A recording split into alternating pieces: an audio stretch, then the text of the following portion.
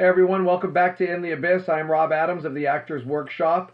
Hopefully you enjoyed last week's top 10 list. I know Tyler enjoyed it. I appreciate the few of you that were able to throw your list down. It's always interesting to see. I think Cora cheated a little bit though by giving us a top 10, but then like a top 10 modern. No, the top 10 is all about the top 10, and it's supposed to be hard, and it's supposed to be one of those things where you just have to find a way to narrow it down.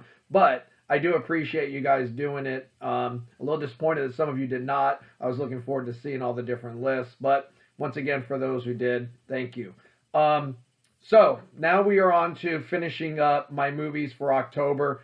I did get through it, one movie a night. The end of October, the plans kind of changed, and we'll get to that when we get to the end of the month. But this theme for this week is trust the process. And what that means is that movie making is a process. And a lot of times as actors, we put so much on ourselves to carry the film that we're just spinning. We're thinking too much. There's too much going on rather than just trusting the process. And the process is there is somebody in charge of everything, in charge of wardrobe, in charge of makeup, in charge of set design, in charge of making sure you know what sides you're going to be doing this week, in charge of, there's a director, of course, there's lighting, there's cameras, we don't have to do everything. We have to show up, know our dialogue, and then live in the moments. The other part of that is, in the process, is that the movie establishes. We talk all the time. And when you're going through these horror films, and I mentioned certain movies like The Invisible Man, I know I'm going to go watch a movie with an invisible man. You don't have to act. Or if I watch Dracula, I know I'm watching a vampire. You don't have to act. If you're watching any of these movies, you don't have to act because the audience already knows. You go see Pirates of the Caribbean, you know you're going to see a pirate movie. And you know it's based on Disney. You don't have to act. So the more you realize that in film, a lot of the stuff gets established and a lot of the stuff is taken care of. All we as actors have to do is be believable. That's our job. So we live in this circumstance reality-wise, right? This is our reality. This is the way it is. The rest is easy. Trust the process. It's not all on your shoulders, okay? So with that being said, let's go over our last group of movies. Now, we've been doing 7 at a time. There'll be more than that because we had a few extra ones because we extended the rest of the month. So first one in this batch, 1982, probably one of the better slasher films of the time, Slumber Party Massacre. Starts off with, your token nudity scene, and then 5 minutes in, you got the shower scene, and then it goes from there into the killing. And that's kind of how these slasher films worked in the 80s. Like I said, the killer, the villain in this, works really well. The girls are great. The supporting cast is well done. And for me, this is probably one of the better slasher films of the time, of the period. I know Daisy, you checked it out and loved it. You guys need to check it out. It's one of those ones, if you kind of sit back and know what you're watching, it makes it a lot more enjoyable. So that was the first one for this run. All right, and then next up, I did one of 2 silent films during this period of time. The first one was Lon Chaney Senior, The Phantom of the Opera. This was the first monster that I remember growing up seeing. I think he's one of the first, if not the first, Universal monster. And I just thought it was done so well. I think the way it's restored by Kino, and I think that the way that it was filmed and the way it looks and the way the music is with it, and I'm not a silent film guy, but it was just really enjoyable to watch. And it's a reason why dialogue doesn't mean anything. Behavior means everything. The story is still told through music and behavior. And that's what made it kind of fun to watch. Very different than a Chaplin-like silent film.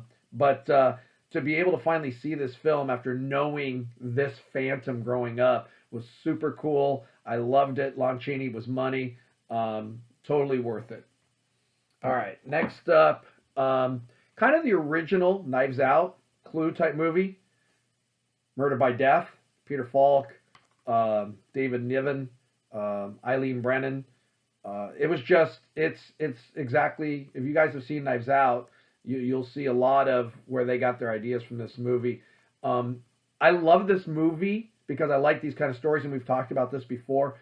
Give me a house, give me a train, and people in it, and let's see what happens. And that's kind of it. But there's like different changes at the end. It's never what it seems, and I love that. And I also love that it felt a lot shorter than it really was. It just kind of had a natural, fun flow to it, which made it work. And it was super enjoyable, and definitely worth a watch, especially if you like those type of movies like Clue and Knives Out. All right, next up, finally, after all these years, watched all of Creepshow. I believe this is another one, 1982. There's 5 stories. Creepshow is like a comic book, and they're basically in the movie. They're flipping the pages of the comic book and telling the different stories out of the comic book of Creepshow, and you get 5 different stories. And you get a young Ed Harris, super cool. You get a young Ted Danson. And some others that you guys would know or recognize. 2 of the stories are really, really good, and 3 are just okay. But the 2 that are really good just work really well, and have a great story to them. And fortunately, those 2 are the longest of the 5 stories. The other 3 are shorter, so it kind of just makes it work. I don't know if I'm a huge fan of these type of movies. I know I have Black Sabbath, which is 3 stories in one. Creepshow's 5. Tales of Terror is 3, 4, 5, something like that. I like them, but not a huge fan. But definitely worth checking out if you've never seen it. All right. Next up, the third of the Invisible Man that I got to watch. This one is called The Invisible Agent. I had read about it online. It popped up on Instagram. Hey, if you haven't seen this movie, check it out. And I'm like, do I own this movie? Oh, yeah, I have the box set. So broke it out, checked it out that night. And it was a great twist on the Invisible Man story. It was very different than the original 2 that I'd seen. And I don't know if this falls 3rd in line or 4th in line. But anyways, basically this guy's the grandson of the original Invisible Man. So he has the serum or the chemicals or whatever to become invisible. And they use him because it's filmed in 1942, right in the middle of World War II. They use him for the British military to go spy on the Nazis. And that's why he uses his. So instead of using his invisible strength for power and all of those kinds of things, he's using it now to help Britain defeat the Nazis. And I thought that was a good twist. I liked the actor and how he worked in it. I thought the whole cast was well done, and the connection to the original Invisible Man made it super cool to watch. And I'm glad that I happened to see it and it was recommended, because I probably would have watched it otherwise. All right. Okay, getting down to the last 5 here. So next in line, Nosferatu, the original silent film Dracula. They couldn't get the rights to Bram Stoker's Dracula, so they called it Nosferatu. I probably should have looked up what that meant. I think I've looked it up before. Don't know off the top of my head. And instead of being Count Dracula, he's Count Orlok. There's a lot of things that swirl behind the story of this. There's actually a movie called Shadow of the Vampire, which is the making of Nosferatu. William Dafoe plays Max Schreck, the actor who plays the vampire. And then Murnau, who was the director, is played by Malkovich. And legend has it, folklore, however you want to put it, is that this actor, was like the ultimate method actor. And he was always in the vampire character on and off set. And people started disappearing while on set, and they thought that he was killing them because he thought he was a real vampire. And then the final scene where he gets the girl, Murnau makes a deal with him that he can have the girl if he stops killing people on the set. Now that's Shadow of the Vampire. That is a myth story of the making of Nosferatu. It's not confirmed, but there's a lot behind this. It's another silent film, 1922, whereas Phantom of the Opera is 25. And once again, as you can see by some of the screenshots, the different colors and stuff, and of course, the Orlok character is one of the scariest monsters ever. He's just unbelievable. And for the period of time and the way it's shot is superb. And just like I said about Phantom of the Opera, the music and the visual and the behavior takes care of it all. The idea of watching Count Orlok, the vampire, and knowing who he is and what it is takes care of it all. Just behave. Just do your thing. Trust the process. It goes back to all the things we've been talking about at the beginning of this video. So another one that I've always wanted to watch, and I've actually seen the Shadow of the Vampire way before ever seeing this. After seeing this and seeing how good Max Schreck was, it was worth the watch. And a quick tidbit here: Max Schreck, Christopher Walken's name in Batman Returns. Little tribute or paying homage to the actor in that movie. And like I said, Christopher Walken plays him, so it was perfect. But another one that I feel like you guys need to really give a chance to and check it out. Look, once again, I am not a silent film guy. Tyler loves them. He loves Chaplin. He loves all those kinds of things. They're okay for me, but to see the Phantom of the Opera and Nosferatu finally, well worth it. And Tyler actually sat down and watched this one with me because this is one that he really wanted to watch. And it was really enjoyable. All right, so next up, and I kind of talked about this in my top 10, the original 1933 King Kong. I wasn't sure if this was a horror film or not, but like I said last week, it says the greatest of all horror films. First thing that caught my eye was actually two things. Number one, the way they were able to do things for 1933, unbelievable. Great job by Universal. Second thing is, it reminded me of the Kong on the Universal Tram Ride, because that's who it was based off of, that original one, and on the Brooklyn Bridge and the whole 9 yards. And to think back to it burning down and not being able to see it anymore is kind of sad. I'm glad that my kids got to see it. Yes, they were young, but at least they were able to go through it and see it before it did burn down. And if you watch Ready Player One, they use this Kong. They don't use the remake of Kong. They're using the original Kong. The difference is in this movie, it's in black and white. And of course, when you went through the ride or you watch Ready Player One, it is in color. But really, really good film. I thought the lead actress, Fay Wray, was terrific. She was really, really good, really strong. And it's the King Kong story. If you've seen any of them, it's the same story. You know, he's on Skull Island, and I think that's actually King Kong Skull Island's the most recent one that they've released.